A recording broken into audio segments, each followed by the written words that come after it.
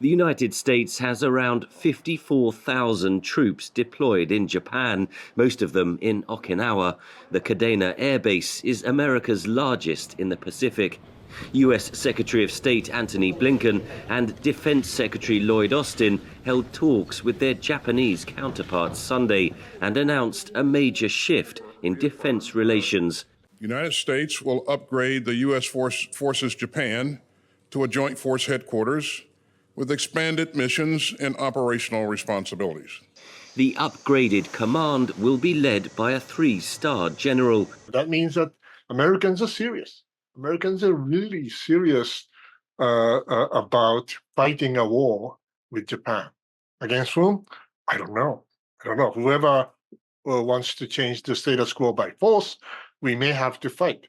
The move is designed to complement Japan's new Joint Operations Command. It's a good first step, is how I would put it, towards getting the Americans and the Japanese in a position where they can actually fight together. But what remains to be seen, and this is important, is how much authority will it have? What units will be assigned to it? What responsibility will it have in the event of a contingency? Japan last year announced plans to double defense spending to 2% of gross domestic product by 2027. Newsham says the Japanese military needs a huge investment in recruitment, weapons and logistics, and that's just the start. How are you going to actually link up with the Americans to fight? What have you already done? Have you done the necessary planning and training so that you can just fall right in and deal with a real-world contingency? There are fears such a contingency is dangerously close. The US and Japan have labelled China the greatest strategic challenge facing the region amid Beijing's rapid military build-up around the South China Sea and Taiwan. US officials say Washington is seeking to interconnect its regional alliances, creating a lattice framework to protect Indo-Pacific security. Of course, we cannot have a NATO-type sort of collective alliance system because we have a different historical background.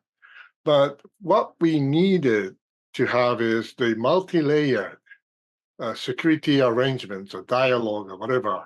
The Philippines is a key part of that alliance. The US announced a $500 million military aid package for Manila Tuesday. For this so-called lattice work of a range of alliances and agreements that the Americans have tried to put together, well, with whom can they do a real-world short-notice operation? That means if you had to go out and really do something for real, like fight, who could they do it with? And that is a very, very short list. Beijing denies that it poses a threat to Indo-Pacific security. A Chinese Foreign Ministry spokesperson Tuesday urged the US and Japan to abandon what it called a Cold War mentality. Russia on Wednesday said the United States and Japan appeared to be preparing for armed conflict, adding that Moscow was consulting with China and North Korea on how best to respond. Henry Ridgwell, VOA News, Tokyo.